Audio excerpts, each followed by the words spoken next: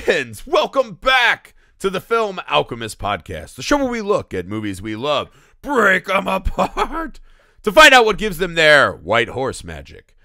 I'm your host, Josh Griffey, joined again, thankfully, I found someone to go back to Rob Zombie's Haddonfield with me, my friend and returning co-host, Carmelita Valdez McKoy. Thank you so much for returning. Thank you for giving me an excuse to watch this movie. Yes, and again, I'll reiterate your bravery, because I had a handful of people that are like, I could maybe do Rob Zombie's Halloween. I refuse to do Rob Zombie's Halloween too. But we'll get to that. I think I can make a compelling defense for Rob Zombie's Halloween 2. All right, guys. In your abilities. All right, well, let's hope that holds out. All right, guys, as always, please take a second and leave a rating and review wherever you find the show, especially if that happens to be Apple Podcast app. That helps us out a ton. We appreciate those of you that have been doing that. You can find us on all the social media you're on. That's a great place to shout us out, connect, let your movie-loving friends know that the greatest movie pod of all time is out there, and us also let them know. We appreciate that. You can email the show, filmalchemistpod@gmail.com, with your suggestions for movies you'd like to hear us cover, new, old themes, guests, double features, anything. If you want to get in early on our December fan pick month, where we stuff your stockings, get in early on that. Let us know what you would like to hear us talk about. And you can see our faces at our YouTube channel, Nerd Alchemist. All right. This is the one I've been dreading. I've been dreading doing this show, and it's essentially the end for us, right? We already recorded Halloween, the 2018 movie, way back in our catalog. It will be dropping. I'm going to move it up so you guys will have it again. So don't worry if you want to hear our thoughts on that. This is essentially the end of our time in Haddonfield. I think this movie, because again, I will be upfront. A lot of this movie had faded into the ether for me. I did not remember an enormous amount of what happened. I remembered a white horse. That was essentially what I took from this film. I think, other than Halloween Resurrection, this is the most unfairly maligned movie in the series. I think this movie actually does a lot of really cool stuff for the Halloween franchise, but also for a lot of these slasher and horror films in general. I think people were unprepared for kind of the art house gothic ghost tale that we got after seeing the down and dirty brutality of his first Halloween movie. Carmelita, again, never having experienced this Halloween movie, what did you make of the madness that was pouring forth from your screen? So, this was a real odyssey for me. It was a roller coaster ride. So, up until 3 days ago, I had never seen this film. I watched it the day after I watched Zombies Halloween. And then I felt like before we sat down to talk, I needed to watch them again. And I watched them back to back. And I'm going to tell you, after the first viewing, I was kind of like, what the fuck did I just watch? I think I like it. Yes. I think I like it. Do I like it? Yeah. That was weird. Yeah. Like, this really works. But does it work? I was really on the fence about a lot of things after the first viewing. The second viewing, watching it immediately following his take on Halloween and kind of seeing the through line that connects the two movies, I found that I had more bandwidth for the far out places that this one takes you. Yeah. Once I could see the through line, and once I was kind of prepared for what I was about to watch, there was a lot more that I got out of it on the second viewing. Yes. And I wholeheartedly believe you can make a case. I am here to help you make that case. I'm going to have some gripes. Sure. I do have some gripes, but Sure. but there is a case to be made for giving this a shot and just kind of letting it Yes. just go along for the ride. Mount up, get on your white steed. Ka-ching! Yeah. And go. There is a burning question at the core of this movie, which is what comes first, the white horse or the blurb from the DSRM or whatever, the psychology manual. Did Rob Zombie just find that while Googling and he's like, that's fucking cool, I can do something with it? I've got it right here. Do you want me to read it? Oh my God, you actually found, yeah, hell yeah. Yeah. You just outed me, by the way, as I'm more of a pontificator than a researcher. So I got it. I got it here. Well, because I wanted to remember exactly what it was. So it says, white horse, linked to instinct, purity, and the drive of the physical body to release powerful and emotional forces, like rage, with ensuing chaos and destruction. And that's an excerpt from The Subconscious Psychosis of Dreams. Which is, it's so funny because there's so many seeming contradictions in that, right? Is there a purity in what Michael Myers does? Is he some kind of natural cleanser of the Ronnies of the world? Like, do we need Michael Myers? I don't know. Maybe? There's so many weird things in that. Know. Yeah. I was like, and then they play his mom is very pure. I think, okay, so this is a bit of a warlock, right? It's going to be hard to come. You can't come at this movie head on because it is a bit of this constantly moving ghost target.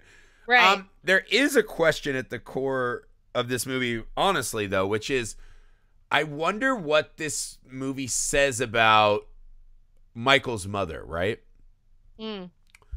Because this plays his mother, right? There is a scene when she's in the asylum, right? So we start off early with young Michael saying, you know, after he finds out his mom has killed herself, 100% his fault, right? He's like, I will see her again, right? He's connected. So the question becomes is this the elaborate fantasy that Michael has built, right?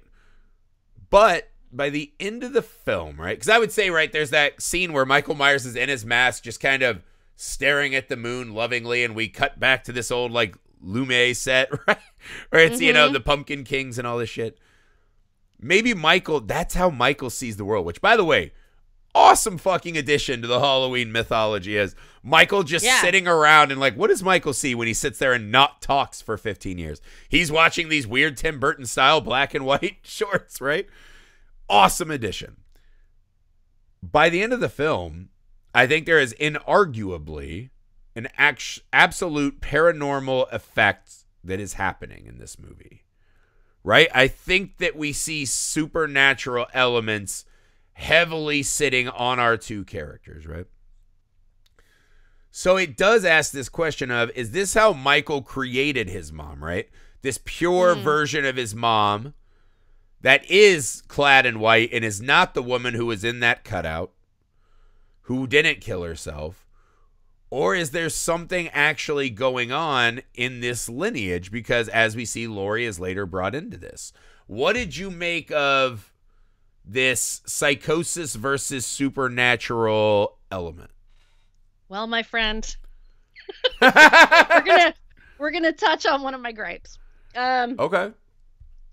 So I loved the psychosis angle. Yes. I loved this idea of seeing, we get a glimpse of what Michael Myers sees. And I love the idea of this vision he has of his mother. This pristine representation of the mother figure. It's very like archetypal, which is very much what dreams are about. So like this whole imagery of the white horse in dreams, you know, the mother figure in dreams. So I loved that about it. I loved that it was kind of symbolic. I loved that it could be the vision of what he sees, and that's what's leading him back to find Laurie. And that's like why he keeps on, because the mother figure, his lovely, angelic, ghostly mother is leading him towards his fate. I thought that was beautiful. And it gives us a nice break from the standard Halloween film, which is guy in a mechanic suit creeping through the bushes. This gives us a chance to really adds some style and flair, some weird, unusual tones that we don't see. Yeah. And I think that has a really cool effect we'll get to later. I don't want to interrupt your train, though. Continue with your about to be gripe, I'm assuming. So I was all in on that. Yes. I fucking like, love yes, that part of the this. film. And that's the thing everyone shits on. I love that part of the movie. No, I love that. It's very like, it kind of, there's elements of the first half of this movie that gives me the same type of feeling that I get when I watch something like Jacob's Ladder. Yes. Where you say, what is real? What is not real? How much of this is in your mind? How much of this is some cosmic battle of your soul? Like, what's happening? So I love that vibe about it. And it inherently makes Michael Myers more interesting because instead of being a blank slate, like a shark, right? He's a shark, right? He has the blank eyes of a shark. He swims and he eats and whatever.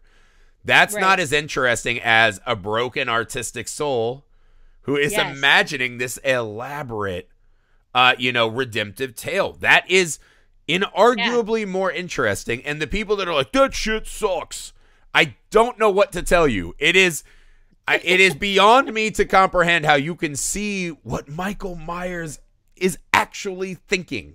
Yeah. Right? Like, there's a scene when he goes in to get Annie again, which that will be one of my gripes later in the film. Yeah. Annie walks past the room, and there is his mom and the little version of him, because he always communicates through the tiny avatar version of him. Yes. He is projecting his ghost in the rooms where he's doing these things, right? His pristine mother and this and that are watching him, telling him to have fun. That is a great addition to this franchise. Why is it not interesting to see what's going on in this guy's mind? Like, no one's ever been like, what happens in his mind? In Freddy versus Jason, we see that there is an actual regret closet. They turn Jason Voorhees into a person who literally has skeletons in his closet that he seemingly regrets. It's a nightmare, right? That is an interesting moment. This is an interesting moment as well. I fucking love the white horse. But what about it? It feels like you're setting us up, though, that something didn't click, though. What about this didn't work? It's when Laurie starts sharing in the vision. Yes. And when the vision becomes corporeal, and, I don't want to jump to the end, but I'll just mention that, by the very end, we're no longer looking at this apparition. We're no longer looking at the vision that he sees. We're not even looking at the vision she sees. Now, young Michael Myers is physically holding her down. Yes. This is okay. So let me attack this because I knew this would come up. I think if you like the angle that this is all psychosis, I think the movie gives you every out to accept this. Imagine the journey we've seen Laurie on, right? So she doesn't find out till halfway through this fucking movie who she is, right? So she's gone this far. This has been a massive national news story you can only imagine. Reporters digging everywhere, and it just never came up until she was 150 pages into a book. That's insanity, right? She's so distraught, right? We'll get to Laurie's bigger journey, right? But she then gets drunk because she can't handle it. She then is seeing her friend dead. She's then faced this fucking ghoul again, and she's wandering through the field. He fucking world's strongest man's a car, and he drags her into the shed. I think you could argue that there is a bit of sympathy play going on in that moment. That in that moment, Laurie is so desperate to make sense of this absolute deluge of tragedy and horrors that in a way, it's the same. It's the theory of Batman, right? Is that Batman is one of the worst superheroes. He's my favorite, but he's not a good superhero, right? He is an actual billion trillionaire. He could just start after school programs and build affordable housing, whatever.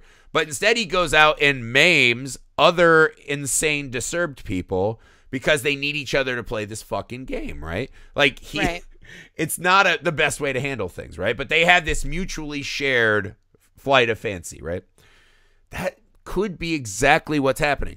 When Loomis is saying, get up, right?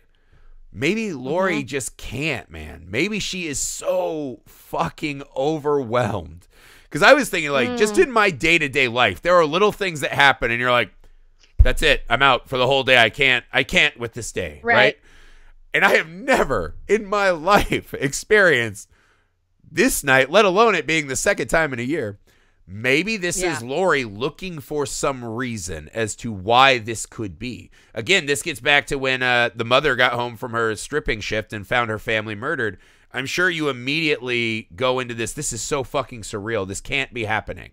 I'll wake up tomorrow and my family will be back. Maybe this is Lori sliding into this sympathetic, I cannot accept this is the fucking real world that I live in. And praying that, because again, we see her spending a lot of time in these very vivid dreams, right? Right. Is this God, hopefully I'll wake up. Hopefully I'll wake up, right? Playing into, because she never truly acknowledges baby Michael. She does acknowledge the mom, right? But again, they do a lot of close-up of Michael in that moment. Perhaps that's Michael foisting that upon us again, right? So I think they do a good job of preserving the this is psychosis angle if you want. I actually believe it is supernatural, right? This is one of my theories of the film is because in Halloween Part 2, it's something that I realized earlier is that they definitely established in the original Halloween 2 that Lori, who they essentially make a vegetable for the whole movie, one of the worst decisions in the franchise, she is definitely psychically linked to Michael. Because she, as a baby, was taken from the home and given up for adoption. She sees young Michael Myers as he would have been as a young boy in the sanitarium, right? She is seeing things that only Michael could have clued her into, right? And then they do this shot where they do that Vaseline lens of him like lifting a nurse. She's seeing through this bridge to Michael. So that could be a wink and a nod to, you know, the franchise history, right? That, you know, they put supernatural shit in Halloween 2. I'm going to do the same. Right? And I think, because there are moments, right? She does, because we see her have dreams where she sees Michael as he is when he escapes the ambulance, right? Yeah. And she did see him with his face shot and this and that. There are some moments where, okay, maybe Michael she sees. There are moments where she sees and experiences her long-lost mother. There are moments when she experiences and sees other things that she absolutely would not have known about before she read that fucking book. So unless you're telling me this is some latent trauma bubbling up, but the fact that a child that young would remember Michael's costume, would remember the mother as a witch, possibly. It's possible. But I think they are doing a wink and a nod to Halloween too, that there is this psychic connection, right? Does that work for everyone? Perhaps not. And I think that explains a little bit of the transference of the ending. But even with it being supernatural, right? Even if that's not your jam and it doesn't work, I still think there's enough fascinating things happening in those in-betweens, right? One of the scenes that leapt out at me, right? Besides, I'll throw this just random question out to the audience because I don't know that I want to take a side. We saw the white horse that his mom brought to save him from the ambulance. Is that a spirit cow that blows up those necrophiliacs in the fucking ambulance? Is that a spirit cow? That cow, that fence was not broken. There was no way for that cow to be out in a realistic way. Was that a spirit cow? And almost like a Patronus. Yes, a Patronus, an evil fucking white witch Patronus. Is this not the greatest indictment of the supernatural element of the film? Red cow, white horse? I don't know. I kind of like it. I'm just throwing questions out. That's what I do best. I think that was a goddamn devil cow, if you're asking me honestly. Also, we don't see what Michael does for that year. I do love that he grew a massive beard, because we've never addressed Michael Myers shaving all the time in the original series. Just something you probably want to have time for. The scene that really got me, that I fucking loved, and I will dissect this one, too, for the psychic bridge theory. I love the hospital scene. Again, a wink and a nod to Halloween, too. That series of events was so fucking awesome, I thought, right? It's so good. It's so good. But the thing that tipped me over, right? So she's going to check on her friend. The nurse won't let her. The nurse, you're like, this feels very wrong. All of it feels wrong. Very much like Halloween 2 does a lot of time, and it's like character decisions. When Michael came out and kills Octavia Spencer's nurse, right? He fucking is growling. When he stabs her, he's going, "Argh!" "Urgh." And even in the closed caption, it says growling. Yeah. And I immediately was watching. I was like, wait, what the fuck? I was like, is he making sounds while he Like, it caught me so fucking off guard. And I was like, no. And he is, as he's killing, the security guard buddy. And as he's punching through the wall, he is growling. A ferocious growl, right? And Knights in White Satin is playing. Why all the white? Because Michael is clued into the white. And all right, fine, right?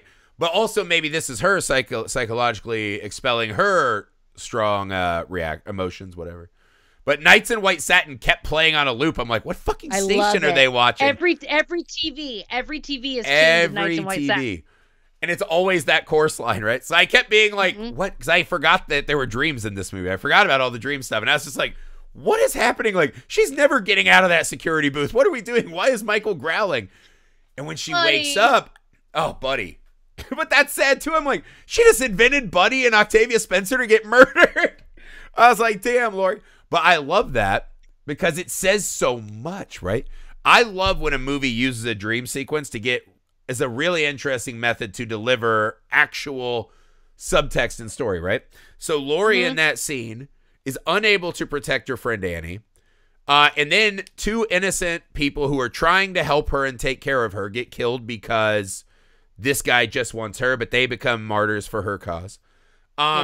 She imagines Michael as a more bestial, scary version, right? This growling, animalistic man that he wasn't in the first one, right? He was a horrible murderer, but he was not growling like a beast, right? I thought that was a really cool way to give us some of this extra information. And I don't know that many of the other dream sequences reach that level. But I thought that opening dream in the hospital was really top notch. I was really in love with that bit. No, it was gorgeous. I ate it up. Taking it all the way back to before the cops pick her up and she's wandering, kind of staggering through the streets. Yeah. And the camera's following her and it's dark and it's desolate. There's like nobody out and she's covered in blood. How is there no one out? Yeah. There's nobody out. She's covered in blood. She shot him on the goddamn front lawn and no one came. No one came. And I love when Sheriff Brad Dourif, whom I love, adore, who I wanted more of in the first film. We actually kind of just glossed over him in our last episode. Yeah, like another horror legend, Chucky versus Michael. Yeah. Well, because he was hardly in the first one, but we get so many great Brad Dourif dad moments in this one. Which I'm sure we'll get to. Oh, man. Okay, so let's do this, right? I also like that 28 days later bit, right? Like walking. Now she is not like Michael. She's no longer one of us, right? She's not a normie like us. She's not a suburb normie. She is changed, right? And just that whole scene of her, hand me the gun. And then all of a sudden she is awoken, right? And the emotion, but that sequence too. So the emotion pours in. And all of a sudden, we're rushed to the ER. She's screaming, crying for help or friends. And then looking at her mangled body, this is, to me, the real core of what this movie does so well and why I think it's an important Halloween movie and horror movie in general. We very rarely, in any kind of real sense, dig into the after effects of these events that we watch as just a fun Friday night. We watch some babysitters get murdered. One of them lives, and we're like, of course she'll still graduate college and get a great job and marry and have kids, and she'll have a house in Haddonfield. We never stop and take the time of, what if you fucking actually got attacked like that? And you actually saw your friends butchered at that age. In this movie, and again, Taylor Scout Compton, is that the name? Uh-huh. Oh my God, I remember. No, I'm sorry. No, you interposed the first two. It's Scout Taylor Compton. Ah, damn it. See, I knew my lack of being good at names would flare up. I felt good, so I took a jump at it and I blew it, but it's fine. Sometimes you were close. You got to take a swing, right? Yeah. Her performance in this movie should be talked about all the time in best final girl horror movie performance. She is so devastatingly good and captivating and breathtaking on the screen. All those adjectives, right? All those chains of adjectives. But that scene of watching her mangled body be pieced together and watching her scream in horror. She doesn't even know where she is. That kind of stuff, right? The thing that I latched onto is when we go back and now she lives in this, it looks like her bathroom looks like the bathroom of like the junkiest metal bars I used to go to. But when she comes down, though, there's this new family unit. She has again been adopted by the sheriff and his daughter, Annie, who also survived, right? And there's this beautiful family story because this is the tale of two families, right? The family that fell apart and now through sacrifice and a mythical bond could maybe ascend to some other, we'll be family again, but in the white horse realm, right? And then this group of people who are so desperately trying to put the pieces together, right? And the core of that, the fact that Laurie still finds beats to flash that winning smile and have little laughs. Because again, this movie does that, right? This is a real portrayal, right? When she goes to work, she still tries to have laughs and fun. And we know that sadness is there, but, people, I suffer with depression and other things. Like, that when you're on edge, sometimes you try extra hard to put out like, hey, I'm not, so people won't talk to you about it. It's such an amazing, insightful performance from her. And Brad Dorff and, God damn it, Jamie from the 4 and 5, they all have such a strong and unique way of playing how they are dealing with the tragedy is. And again, we watch these movies and you can rack up body counts. And in the last one, Annie's running around with her tits out for our entertainment, getting stabbed and murdered. And then to have to see her come back dressed in a bathrobe all the time and having to deal with her friend and her dad and trying to put her life back together. And she's scarred. You can see the scars. They're all scarred, her face. And it makes us sit there and say, that's the consequence of our good time. I thought that was so fucking lovely, the scenes in that home. I love the dynamic of those three. And again, because you get the, I'm depressed and night terrors and, and then Annie feels like she's trying to be everyone's mom, right? She's going to take charge and, the sheriff is trying to make jokes about the bad food, but also is wildly overprotective.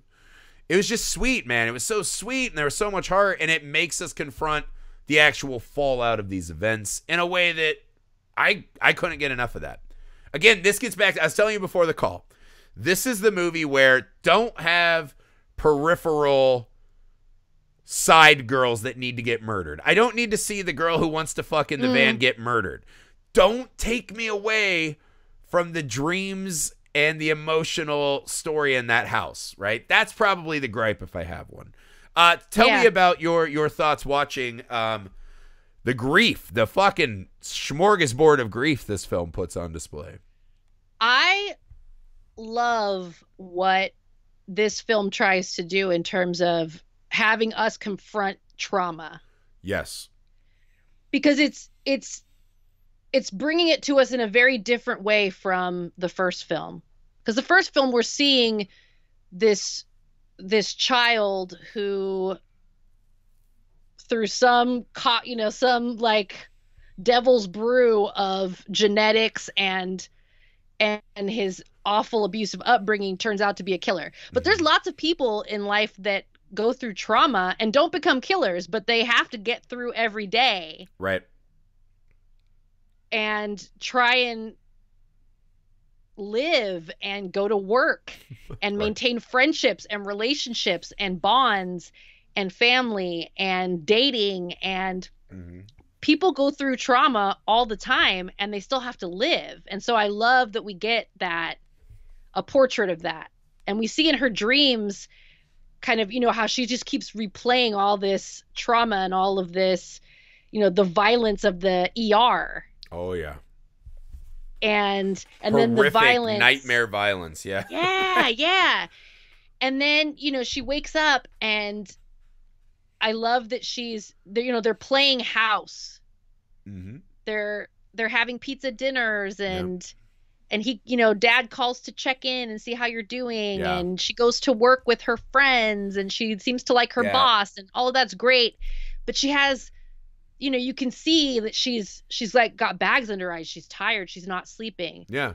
She always looks disheveled, right? She's not the put together Laurie of the first. No. But the scene that struck me was when she Right, but she's working and they're, kick out the jams. And you're like, it's a little, all right, I get it. Like Rob Zombie likes the song, whatever. When she holds the teacup pig, though, she's like, maybe I'll take you home. She's open to loving something. She feels joy, right? The way you can, like, my dog Bear is laying right there, right? When this is over, I'll go sit, and wherever I sit, he'll curl up on me. And his warmth gives me a happiness that is out of my control, right? It's one of those physiological things with me and my dog. Yes. Him showing me affection takes me to a place I can never reach on my own, right? She's willing to do that with this pig. She finds something to love. She has a thought that she could love again. The fact that she's at a petting zoo, right? Out in the world. I thought those moments really soared to me. And it makes that moment, right? The way he shot her revelation moment becomes more fascinating to me, too. Oh, yeah. Who told her to go read that book? And then she's sitting alone in her car, and the camera comes way out to watch the very end of her smashing the book and falling apart, right? Her world is collapsing, and there she is, hidden in her little fortress, right? She doesn't want to do that at home. Yeah. She doesn't want to do that amongst her friends at the coffee shop, right? Uncle Meats. She wants to be there alone in that little place. And again, I think that's the underrated thing of these two is they get so deep into the actual human emotions for movies that I think people ascribe no humanity to. I think that shot in the car is one of my favorite Laurie Strode moments in the whole franchise. You know, because again, watching her deal with it, and then I think the idea of her like going and crying to her friends and immediately being like, I want to go to a party because set piece, and get fucked up, and like it's a little not right to me. But everyone does deal with grief in their own ways. So that's true. Yeah. Well, I'll tell you this. Maybe she's all buttoned up and she wants to fucking explode. Who knows? Sure. And I'll buy that. I'll buy wanting to just go get totally wasted. And she's confronting the new reality that I'm not Laurie Strode. I'm Angel. Right. Maybe this is how Angel would fucking handle grief. What I don't think I needed was like all of these like clips of the stage, the performers on the stage. I didn't need that. You didn't need fun boobs? We all need fun boobs and rockabilly. I didn't. No, and then the open mic. I didn't need that. Sure. Maybe one little snippet here and there, but it was a little too long. No, I mean, I'm with you. There is a cool subtext to that moment though, because her saying, I just want to go get fucked up and party. I was like, hold the fuck on. Everything we just saw you go through, everything we know that's happening, right? Even take out the thought that Michael is following his way towards her, right? Right. There is a really cool emotional subtext to that scene, which is for the first time since her incident and the loss of her family and all this, finding out that she is the Myers child and she's not Laurie Strode might actually have given her a euphoric effect, right? She doesn't have to deal with Laurie Strode's bullshit. She is a brand new human being that she's slipping into a skin in life that she's never experienced before. And maybe in that moment when you're all emotional and wound up, that weird euphoria hits and you're like, fuck it, man, I'll take it for a spin because I can't keep sitting here in this fucking reality, man. I don't know. As a person who's dealt with some issues like this one really spoke to me on a very deep level. There are just because I do that all the time when I'm feeling bad, and you're like, in your head, you're going, "Why are you doing that? Why are you doing that? Don't. That's gonna make it worse. That's self-destruction, and you know it, and you can't stop yourself, and you wish you could stop it. Or people are like, just try to be happy, and you're like, oh, what didn't I think of that? I never thought of that. So like, there is this level, and again, I have absolutely never experienced grief on this level. I think I myself as a man would Humpty Dumpty style crumble and be blown away by the wind if I dealt with anything that Laurie Strode has been shown dealing with. But I like this. That to me is where this movie sings, right? I love the style and I like that emotionality of this survivor's tale, man. Yeah, no, and I'm with you there. And I too, have been managing depression for a long time. And 2020 has been a year where we should all be very in touch with this kind of headspace. Right? Long history. So I came in to 2020 with a lot of coping mechanisms. But, you know, I mean, there are times when I've been less than healthy where I just go headlong into living in a fantasy world. Yeah. Let's go to Middle Earth and just hang out in Middle Earth for the next 5 days because I can't. Yeah. Because this Earth sucks. Yeah, this is not what I'm digging. Right. I used to always say that life is a costume party. That was kind of like my thing when I was like a teenager in my early 20s. Because when you put on a costume, you get to be something else. You get to have a different reality. You don't have to be in your reality. Oh, yeah. And so yeah, I'm with you on that. You know, there is something as Michael exemplifies in this series, right? No, I used to tell my wife that. I was like, there's me, Josh, and then I used to refer to myself when I would be like binging, right? Like in my party self. I'm like, that's Griffey. That's a different guy who is unrecognizable to me. I don't like him very much. I would spend no time with him if I could. But like I had that weird dissociation because you feel yourself going down a hill and I think for me it was always a weird like I want to feel anything that's not this grief, right? Mm-hmm. So again, it was one of those things I had to grapple with my own story.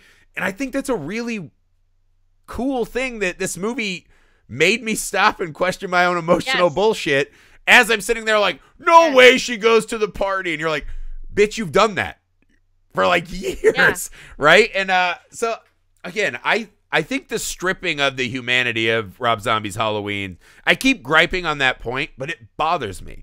Like when Annie and Laurie shared their, you know, one day at a time, like you said, life's a costume party. I think a lot of us have those mantras, right? Those rocks, anything to try to, you know, keep taking one step or whatever, you know, whatever the cliches are. I think the way this movie deals with the grief and all of that it's just beautiful. And again, if I had a gripe, don't add the side girl deaths, right? That are just like we need tits and partying and a murder because it's been 15 pages of arty dreams and Michael staring at the moon and crying.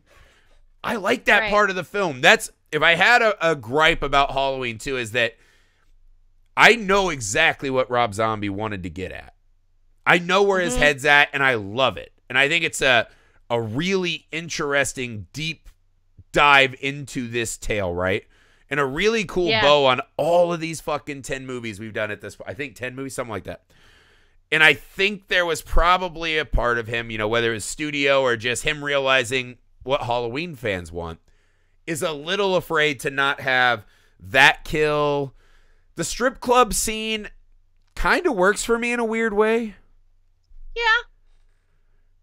It's going back to the source of the original sin, maybe. Did you read more into that? I thought it was a really cool ad that they had the poster for the mother of Michael Myers on the side of the titty bar. Yeah, that took me aback for a second. Well, it makes you wonder, you're like, who is seeing that? And it's like, that's where I'm going to get erections, right? Like, I mean, what's that clientele look like? And this is something that I picked up on in 2. It was a little more in your face because you have the guy at the book signing, Chet, the bringer of death. This one, Chet with 2 T's, it was a little more blatant, about the true crime and the exploitative nature of that. Mm-hmm. And so, like, maybe there are some people, I'm sure there are, who, you know, would want to see Deborah Myers on the side of the strip club, and that would be a draw. The mystique. Yeah, I mean, you can imagine. I would imagine there's an enormous amount. Like, we'll do an extra hour drive to go to that strip club because it gives you an extra layer of why you're there. It's an extra excuse for your bad behavior. Like, I know the type, but it's one of those things in the movie you're like, ugh, what are you doing? And again, that one is weird, but Michael's there for seemingly a reason, right? That's another one of those where it's like, this is just a carnage moment. I don't know if any of those people were there when she worked there. Maybe the owner, you know, the Frankenstein fucker. So maybe that. But I was like, that to me, we'll get to the Michael Myers in a minute, right? But that to me, if I had a little bit of a gripe, right, is that it felt like Michael and Loomis become a bit of an afterthought in this movie. Michael works, and I don't know if this is a bad thing or maybe to the great credit of the movie, that Michael in this movie essentially, when he's not doing useless kills, is acting as a satellite projecting his psychosis into Laurie. And then us watching how that is processed through what is left of a normal human mind, right? That part works really well. The rest, like Michael fighting in a cornfield. You know what I mean? There are these moments where you're like, what is this doing for me in this tale? Right. Well, and this, you bring up the cornfield, and we did learn that Michael has boundaries where he won't be a cannibal. Does. He'll eat that fucking dog, but he won't eat the human. Well, maybe he did eat the humans. I don't know. Also, I'm very anti-dog eating. So that just, I don't like that either. No, not likey. No. I think when we talked about the first zombies, Halloween, and we talked about how, he has early on, he has some of these kills of these like deplorable human beings. Yes. And it takes you to this weird place of like, oh, I kind of like the revenge of it, but this is also awful. Right. And but after he leaves the sanitarium, I kind of feel like we're done with that. He's done with righteous kills. I kind of feel like, no, he's just kills now. he just kills. So in this one, the cornfield is kind of an interesting one because those guys, they don't know who he is. They think that there's just a transient person, someone who doesn't have a permanent residence that's walking through this field, and they decide they're going to beat him up with a crowbar. They make it seem like they've warned him a bunch, like maybe he's shacked up somewhere on their property. Right. But like, this is clearly someone who is not well nourished, is living out of the same clothes. I would say he's fucking well nourished. That is a gigantic body. He's eating something. He's eating something. Well, no, but you're struck immediately, like when they jump him and hit him with the baseball bat. That's one of those things that I see in movies. And you go, it's like that would hurt. So the thought of even hitting someone with an instrument like that, you want to maim them. Like you're like, I will maim or kill you and not feel horrible about it. Yeah, it's brutal. So you don't feel that bad when they die. I had again that moment of like when he gets up and he takes care of all of them. Antlers like, their ass. That was amazing. Like, I don't feel so bad. And then you're like, but like, it's that like internal struggle of, but no, Michael is a fucking stone cold psycho killer. Yes. But that's the thing. So, they're setting us up in this magical thinking, whatever. And again, you're like, I don't mind that he shoved that guy through the antlers. That guy sucks. And you're like, oh, he killed the girl who was kind of nice to him, but was also willing to just leave him in the cornfield. Like, she didn't stay with him and get on the phone. She's also like, well, I got to catch my ride. But then immediately he goes and runs his knife on the dog cage. And I'm like, that's the most despicable thing I've seen in any Halloween movie. And he spent 2 movies trying to kill a child, right? And that still bothered me more. And actually in Halloween Curse of Michael Myers, he wanted to kill a baby. So, but that still bothered me more, the knife on the dog. But this is the weird Halloween movie, though, where it struck me as normally I can't wait to get past them telling me the plot of the movie, right? So that Michael can get to killing people. This movie almost has the opposite, where every time he kills someone, I was bored. And I was like, I want to get back to this, like, this collision court. Like, they set it up almost strangers in a train. Like, I know that's a bit of a stretch, right? But how the 2 shoes are walking to each other. Like, every film student has had to dissect that scene, right? The 2 shoes walking toward you. That's what this movie was for me. And I was excited for that, right? The mind meld, all that. when he stops to do these kills, right? The thing I did like, when he kills those rednecks in the field, he is grunting and growling, right? He is. He has a beard now. This is a Michael, and it struck me, right? And then the same thing when he kills in the strip club and they rip part of his mask off. Michael's real features are starting to peek through the mask. This struck me as one of the things I didn't appreciate when I watched it in theaters all those years ago. These are the Danny Trejo walls coming down, right? Yeah. Go in your head and live there, and no one can get you. It's infinite, right? In Halloween 1, he comes out as this somewhat killing machine. I'm on one mission to get Boo, maybe to win her back as a family, whatever that is, right? And most of the people that get killed in that pursuit are within his path, right? Right. This one not. There's no reason for him to go to that strip club, right? Except for he remembers that that's where his mom was hurt.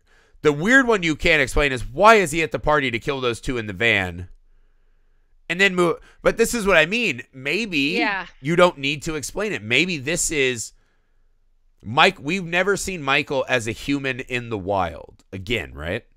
As he's lived out there for 1 year, we have to start asking ourselves, what was he doing? What was he eating? Who saw him? What happened to them, right? Was he killing? Was he living as a man?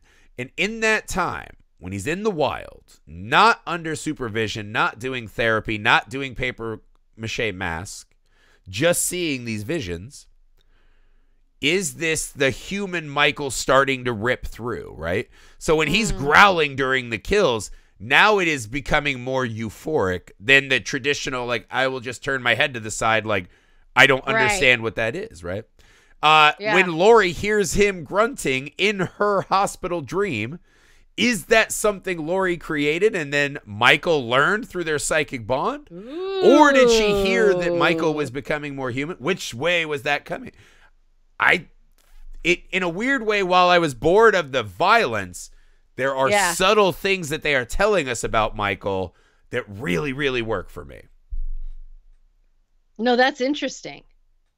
The grunting, the first time, my first watch through, the grunting, I was like, what? You know, I did the thing that I think a lot of people probably do watching this is like, what? No. Michael Myers doesn't vocalize. He's silent. He's silent. And the second time, I kind of started to soften to it because, like you said, we see that he's kind of coming back. The mask is dissolving and somewhat almost blending, actually, right, with his human face, his features, his beard. I think it's much better than people give that element of it credit for, right? And again, there is something about hearing him breathe. It's kind of like the first time I saw 28 Days Later, and I was like, zombies don't fucking run. And then like a year later, after all the arguments, you had to be like, it is truly much scarier, and it's not even close. It's fucking cool. Like, all my favorite zombie movies are slow-walking zombies. You're like, fast zombies are scarier because I don't want to sprint, ever. I don't want to, right? like, I'm not into that. There is something about hearing Michael grunt and get guttural. It almost sounds like you hear those terrible things, right? Like people just call on the phone and they hang up and they're jerking off on the other end. Like that nasty breathing you've seen in other movies or hear on like true crime story. There's something weird and almost perverse about it that kind of works as you see him coming back to this human killer, right? I thought that part was cool because, again, the movie made me stop and say, why are you bored? And it's like, oh, because they're telling me all this cool character stuff, and I want to do more of that. I don't care about a guy getting his arm snapped. It is cool to see a guy get his face stepped on and smashed in. But I want to learn more about Michael. And then you get to the party, the titty party in the van, and you're like, that kill tells me nothing about Michael, right? That's the kind of stuff where I'm falling out. I think we've dodged it a long time, right? Okay. We got to talk about what happened to poor Annie in this movie. Annie. This might be my least favorite moment in any horror movie of my life, and I really didn't want to watch the movie after this. Seeing Annie survive and become this motherly, strong figure, reassuring her dad, like, just, I know you love me, it's fine, I'll be fine, I'm tough. She's taking that approach to, like, getting back on track. When we see Michael's mom and little Michael, we know bad things are coming, right? Yeah. And the way Michael toys with her and just stands and watches her, there is this looming effect that was so unbearable. I will give Rob Zombie credit, though. He had to know, because that is probably the only moment in these two movies where we don't get a brutal showcase of what happened. It is the opposite of the first Annie scene in part 1. Yeah. He does come back and show her like screaming a little, and we see the body, which is fine, right? That's for emotional impact. I was so happy Rob Zombie didn't show her getting chased around for 3 minutes and sliced up again, because I do believe I would have walked out of the theater. I was so mad when I knew that Annie was going to get it. I don't think I've ever been more upset for a person to be killed in a film than that fucking moment. I was so fucking mad. And even watching it this time, I was like, not her, man. Like, she does not deserve this fucking shit. I hate it. I still hate it. The second time, so the first time I watched it, I was like, no. That the second time I had this moment when Lori finds her. Oh, God. And she's like telling her to stay with her. And I had this moment like, maybe she lives. Like, maybe. I thought the same thing. I'm like, she already lived once. It's fine. They'll get the ambulance. And then they're killing the little pixie haircut girl. You're like, she could die. It's fine. She could die. I only saw her for like 3 scenes. She could die. Not Annie. Right? Not Annie. Yeah. Oh. Yeah. But that whole sequence. Because Annie finds her and is like, no. And then when we know that she's gone, right? Annie's gone. And she just leans against the wall and she's like, don't leave me. I can't do this without you. And it's brutal. That was someone who, probably the only person on earth who knew exactly what she went through, had brought her into her house. It was so and it was acted to the max, right? Like, it was beautifully acted, but it was so fucking devastating. And when Michael started kicking the door in again, I was just like, fuck you, Michael. Like, I did a hard turn. And that's what I think is cool. Because how many of these movies do you sit there and you are just rooting for Michael to murder every person we see? I know. This movie made me stop and be like, fuck you for killing her. I didn't want her to die. Fuck you. And I think that means that he did a good job, man. He made us love Annie. Made us love her. And then love Lori and want to hug her as we know how fucking devastating this will be again. This woman with this fucking mountain of trauma. But I'll tell you, when the sheriff is smoking, I'm going to get choked up talking about it. And he's like having his cigarette, and he's like, Annie's going to kill me because she'll smell it on my clothes. Oh. And then they come out, and they're like, the 911 calls at your house, and he just goes, no.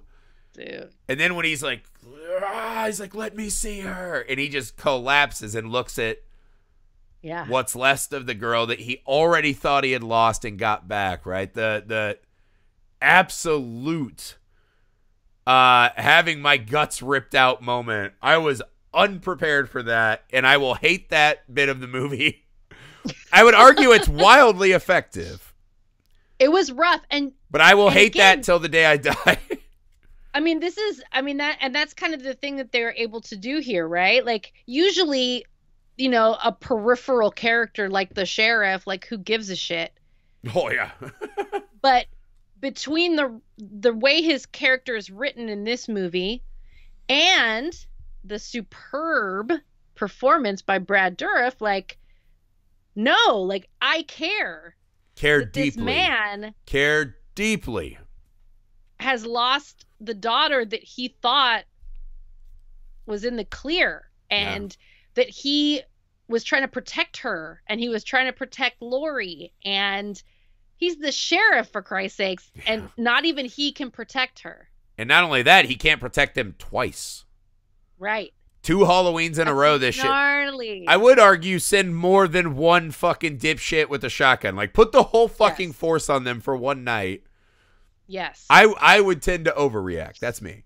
But not blame me. It's not his fault. But that absolutely was fucking soul crushing beyond belief. Yeah. And that gets to, again, to reinforce my theory, these are not just torture porn movies. These have an emotional impact.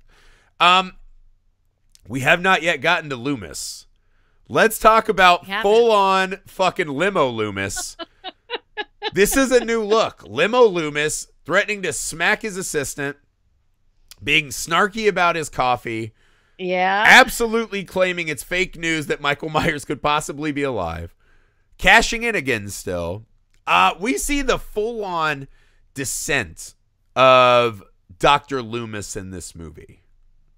What did you think about seeing our epic hero, our Van Helsing, all the way being a scumbag? You know, it was kind of jarring. And it shouldn't be, was. Right? But it was. It was kind of jarring. Because I will say this, by the curse of Michael Myers, when he's acting with Paul Rudd and he goes in, he has this very noble, they don't show him on screen. They indicate that he's probably the Scream at the end of the movie. I refuse to accept that. I think Loomis rides off into the sunset and dies in his Frasier room where he's just like a psychiatrist talking to his radio, right? Right. He had become this beloved, like, pillar, right? This monolith standing against the dark. To see him as just this fucking snaky, exploitative, right? When he's in front of the house, he's like, I'm selling the sizzle, not the steak. It made me want to vomit. I was like, ugh. But it's the perfect logical conclusion to Loomis that we never got. Because Loomis in 4 and 5 is the survivor of guilt Loomis, right? The trauma Loomis. This is the logical conclusion of the guy who just wants to sell the books and do this and that, right? Right. No, and I think what it boils down to is just because I don't like it doesn't mean it doesn't work. Yes, that is my Annie moment, right? I feel the same way. You're like, it worked. I hate it, but it worked. Right. So, when we talked about the first film, I liked the ambiguity. And maybe what I liked about the ambiguity of what are Loomis's intentions, what really drives him in his pursuit of Mike Myers, maybe what I liked about that ambiguity is that I could still like him if... Yeah, there's a deniability there. Right. Well, yeah, okay, so in this vein, though, walk me through your thoughts of his final sacrifice, right? If you can even call it that. Yeah. So it took me almost the whole movie to get to where I was like, okay, I accept this now. Yeah. That Loomis has gone full exploitative true crime journalism and doesn't give two shits about the victims and doesn't give two shits about Michael Myers. It took me the whole movie to finally just kind of let that sink in and be like, all right, I mean, I guess that's Loomis. I guess that's who he really is after all of this has gone down. The price that he's paid is that he's now just full on doesn't give a shit. Right. So then when they have what seems to be this turn where he suddenly wants to help. Right. I was kind of like, what? Yeah. What's happening? I agree, because my first thought is that's horseshit. I don't buy any of it. Again, I think it works, though, because when he's in the hotel room watching himself get dunked on by Weird Al, he says, it's over. I think he knows he's made a mockery of himself and that it's over. My theory is that Dr. Loomis, the narcissist snake oil salesman we've seen, right? He cannot live with that fact. And he knows in this moment, right?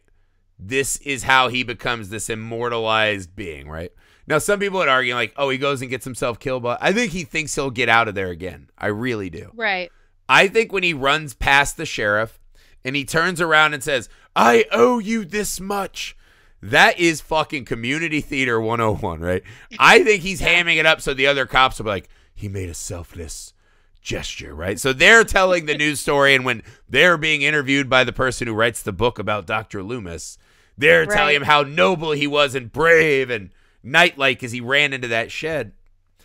I think he, honest to God, well, that's a good question. Do you think he thought he was going to die in there? Was this... He knew it was over, so this was him. I will essentially commit suicide, by Michael's hand, and then become this martyr, right? Become this character that I've been trying to sell. Or did he, on some level, think he could get the fuck out of there? I mean, I think, you can have a person be at that point where they have nothing left to lose. Yeah. Where it doesn't really matter to them. Yeah. Which outcome happens. Because in either event, if he dies a martyr. Yep. If he comes out of it alive, they're still going to say Loomis showed up in the 9th inning and did the heroic right thing. Well, now he gets to go back on Hardwick's show and be like, what were all those fucking cracks about how I'm, this is blood money. Like, I'm a fucking hero. Fuck you. Right? So, I or it could be that there's a thread of the genuine of, I fucked this up so hard. Right. I'm going to charge in here and maybe I help. Maybe I buy them time. Maybe. I do agree, though. If I was Loomis, I'd be a lot more fuck you. Because everyone keeps telling him he killed these kids. I'm like, I did not kill those fucking kids. I tried to save Lori. It's not my fault that a rapist let Michael Myers out of his cage. I was not there that night. That's not my fucking fault. That I couldn't fix this madman. Right? So I do feel like Loomis had this was him writing the final version of himself. Right. Which I hate seeing that version of him, but it works perfectly in this world, right? And I think if there's one thing we see by the end of the movie, is that I think what Rob Zombie does is by the end of these two movies, he is absolutely, completely deconstructed, decimated to the ground, leveled the 3 pillar myths of the Halloween franchise, right?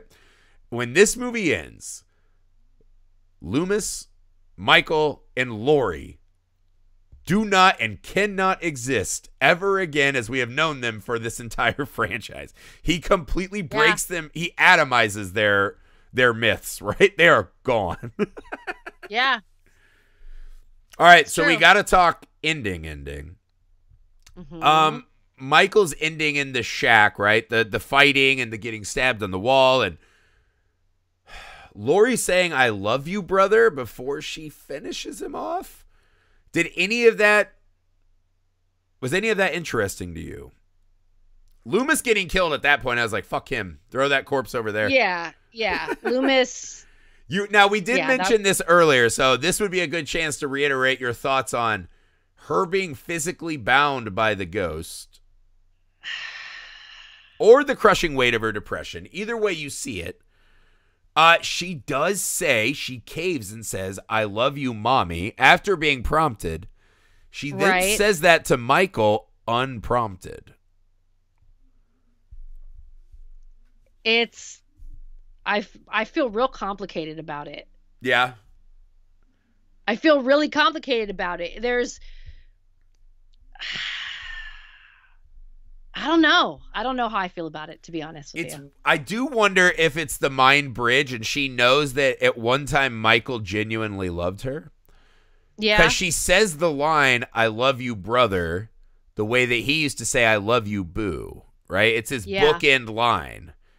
Right? So I wonder if she genuinely feels sympathy for this boy who was, like, if she's in his mind and she's seeing his life and thoughts and dreams, she probably knows how some of this went down. Because there's no time after she reads that book for her to really do like a deep dive on this. Yeah. So is there that genuine, somewhere in their mind bridge, she's able to see that one that he really did truly love her? In so much as he was able to have a human bond, it was probably with her. Right. Because she's a blank slate as a baby. She's not the mom figure or anything else. No. Or does she say, I love you, brother, and this is the I will carry on the way, right? Is this the supernatural family congealing that the mom has been warning us about? She's not ready yet. She's not ready yet. She's ready now. Was Michael the white sacrificial lamb? He's not the white horse. He's not the pale rider. He's the pale sacrificial lamb. I don't know which one you like better. Oh. Well, I think that if I'm willing to accept this mind bridge. When she says, I love you, brother, I don't know how you explain that away without some kind of psychic connection. Right. Unless it's just in general, like, I'm sorry that you are the way you are, right? Like, she has some base sympathy. But she doesn't say it that way, though. It sounds very earnest. It sounds earnest. Yes. So I think if we accept that there's a mind bridge, that the mind bridge thing is happening, then, yeah, I think it makes sense to say it out of a sympathy, or in some way that's what he needs to hear to finally let go. Yeah. Well, maybe that's it. Yeah. He's been trying. He's been in this through line. He's been trying to put together this perfect family unit, him and his mom and Boo, the perfect family. And maybe she tells him that she loves him at the end because that's what he needs to hear. Wow. To just maybe she's the white horse. Maybe she's the white horse. She is what Michael rides to this afterlife where he can be with his mother. And someday another white horse will bring her to the halls of Valhalla, or whatever the fuck the Myers family goes to, right? Yeah, wherever they go. Yeah, because I was like, who's the white horse at the start? It's still Laurie. Laurie's the white horse for him. That is how he gets where he's going. Because it is weird. You're like, why does this kill him? You stabbed him in the face. Last time you fucking shot him in the face. Right? And you did mention she's not like a natural shooter. She's pretty emotional and beaten up at that point. So it could have been a grazing shot. Neither here nor there, right? That moment to me felt like Michael wanted to go, right? Because he did lift the arm and he had the knife. And then he's like, ugh. Michael wanted to go. He wants to be with mommy, right? He wants to live in that Tim Burton black and white world. And then she grabs the knife and says, I love you, brother. As in, your time being traumatized is over. I'll take the mission from here, man. Maybe that is her survivor of grief moment. She recognizes it in another miserable soul. I don't know. Maybe. It's a weird line. It's one of those where I always wonder with moments like this, right? There's a lot of these in movies where I was like, is this just super fucking clever? Or is that just something that got added in that they really didn't have like an extra plan for? And I just spend all of this time rolling it around. Yeah, where you don't know. Are you overthinking it? Well, to me... Or are there these layers? But to me, it's like, why would you not overthink movies? They're the most fun thing to overthink. I know. I want to know... Is she saying, I will take the mantle of the killer, or is she psychically bonded to the moment from the picture where Michael tried to reach her in the movie before, and now she gets it? And now she's like, hey, man, there is an alternate universe where maybe the two of us weren't here. That feels hard after what she has seen him do. If she's psychically bonded and knows that this white witch is maybe pulling the strings and there is no humanity and knows that she is about to be horsebacked into becoming a bringer of death. I don't know. That's the thing. I still haven't settled on what it means to me. Yeah. I tend to think this is more of a supernatural tale. So I think I would go for that, right? Like, I got it from here. Hand me the baton. The final shot, I just love those ending moments, right? Like, it's Psycho. It's Norman Bates. Like, I have a secret that you don't know about. You know, like, I love those shots. And her smile is so raggedy and awesome. And to this day, I'm mad that I did not get a Halloween 3 where we see Laurie Strode reintegrating into society, man. Like, I would have loved to have seen one more run at this, right? Get a little more into, is this a family lineage thing, or is this just... the depths at which people can break each other, right? And maybe we don't need it. Maybe it's better this way. Like you said, some ambiguity sometimes is the magical elixir for these things. Sometimes. But I get what you're saying, and I think if they had it in them to make another one, right? Having seen these two and kind of all we've talked about, all of the humanity that they explore here and the trauma they explore here and the symbolism that they inject into this second installment, I would I mean, I would be there to see a third one. Well, Just to see. Yeah, like, you assume where does it that go from they're here? like, we're not doing another season of The Witch. People will riot in the streets if instead of Michael Myers, it's his sister, Laurie. Right. I think Laurie in the mask would be fucking glorious. That would be But pretty to me, cool. it's like, who's she killing? What's she doing? Is she go out and start her own family, right? She's giving birth to the next little Michael, right? Is this like an Omen thing, right? Like, I don't know. Is it stepfather? Is she just running around and killing? Does she become a stripper and start killing Johns? I don't know. But I would have done it again because to wrap this up, right? Not only the Rob Zombie series, but this is our last new discussion on the Halloween series, right? I think what made Michael Myers this lightning in a bottle character, right? Michael Myers. He was the weed in the garden of this suburban myth that we had began to tell ourselves. We can move away from the bad things and we'll be protected by space and wealth. No, you won't. Inside all of us is this fucking faceless shape waiting to come out and slaughter, right? And I think they always did a good job of that. And Donald Pleasance became wildly iconic as Loomis. And, Jamie Lee Curtis as Laurie Strode. And Jamie herself becomes iconic. I think all of those things work so well. You pepper in some mysteries, some druid magic. You have yourself a wildly fun and popular franchise, right? What I like about Rob Zombie is it felt like a course correction in a good way to me. I'm sure others disagree. I'm sure there are people screaming at this whole pod like, how can you defend this movie? I think what this does, though, is instead of Michael was veering more towards Jason Voorhees, this brings it back to this is the product of a home life. In Halloween 1, it is a product of magic, right? A magical, scary story. This is a product of the broken American dream coming back to haunt us, right? That we abuse these kids and don't help them, and this could happen to us. This fucking monster could just arise out of the most innocent-looking little boy. I love that. And I think he so digs into the deep and personal and human. And with a character like Loomis, it's not great, right? But with Laurie and the sheriff, you get some really great moments. And I would argue that by the end, completely decimating and leveling the three pillars of the myth is a hard pill to swallow. But I think these two movies rank among the most interesting additions to the Halloween mythology.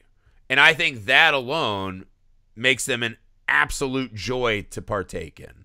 If you had to give a final wrap up, because this was your first dive in. Yeah. Since the heydays, right? So you went from Halloween 1 and 2 to Halloween 1 and 2, and a lot had changed in that time span for you. What makes Michael Myers so amazing and enduring? And what about the Rob Zombie series do you think adds to that legacy? You know, I think something that I experienced with this is that I saw Halloween and Halloween 2, Carpenter's vision, when I was very young. And at a time in my life, and kind of at a time in kind of the collective, where there was a lot of things that mainstream we didn't know about the human mind and the psyche and trauma, and we didn't know about that stuff back then. And so it was really cool to have fallen in love with the franchise through those films. And they're awesome. And I wouldn't change anything about them. Yes, agree. But it was cool at this point in my life, now a woman entering middle age, knowing all the things I know now that I've learned through reading and watching and personal experience, to then revisit the story, but with this new take, with everything we've learned since the original came out, and seeing the story through a different lens and experiencing it that way. It doesn't take away from what I love about John Carpenter's original. It just gives me a different way to look at it. Mm-hmm. It gives me kind of a different experience. In the first in the original installments, you know, you identify with the victims. Mm-hmm. In this one, it's a little messier. Sometimes you identify with the victims. Sometimes you don't. Fuck Ronnie. Fuck Ronnie. Sometimes, yeah. Sometimes I can almost identify with Michael Myers. Oh, absolutely. And that's uncomfortable. It is and that's uncomfortable because I know what he's capable of. But I think, you know, at this point in my life, I can grapple with that, what the human experience is, and that it's messy and it's complicated. Yes. And I think too, you know, in those earlier installments, which I love, and Michael Myers, there is no reason, there is no logic, there is no negotiation. Mm-hmm. He's a killing machine. He's this embodiment of pure evil that we can never wrap our mind around. Yeah. And it's awesome. And I think in this one, we learn all of this stuff about Michael's backstory. Mm-hmm. And we sympathize with him and we're horrified by him. But at the end of the day, in a murder like Annie, her 2 attacks, we still, even with everything that we know, there is no reason. I can't reason.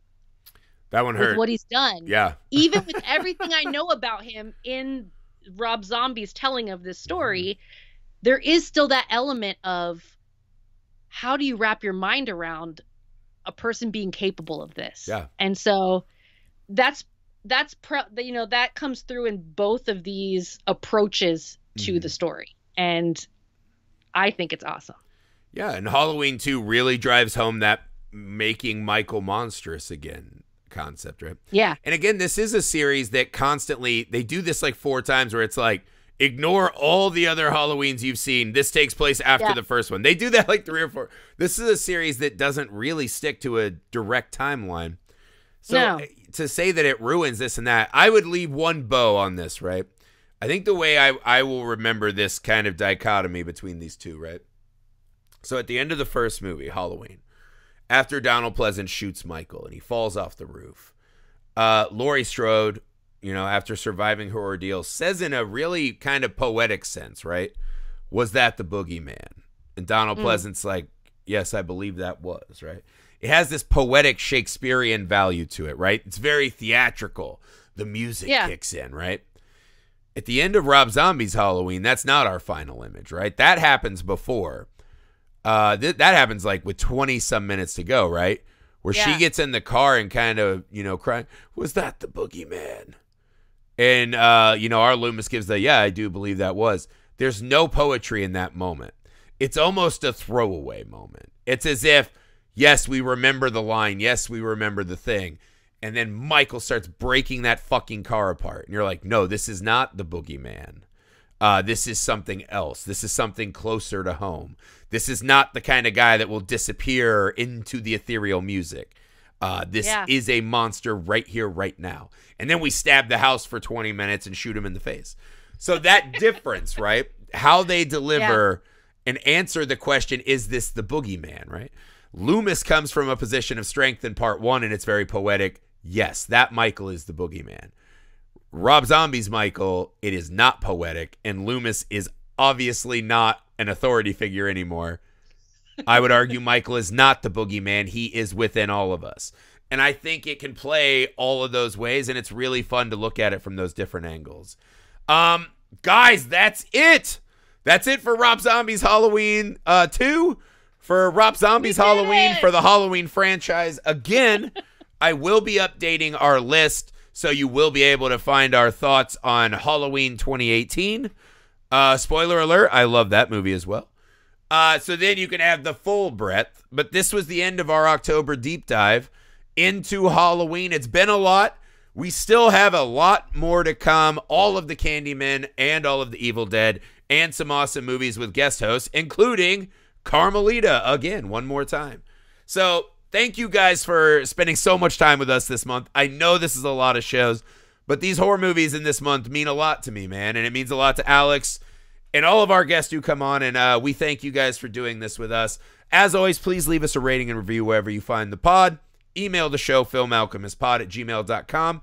reach out to us on socials, give us the retweets and the shares, and invite your friends, and you can see our faces as well as hear our voices on the Nerd Alchemist.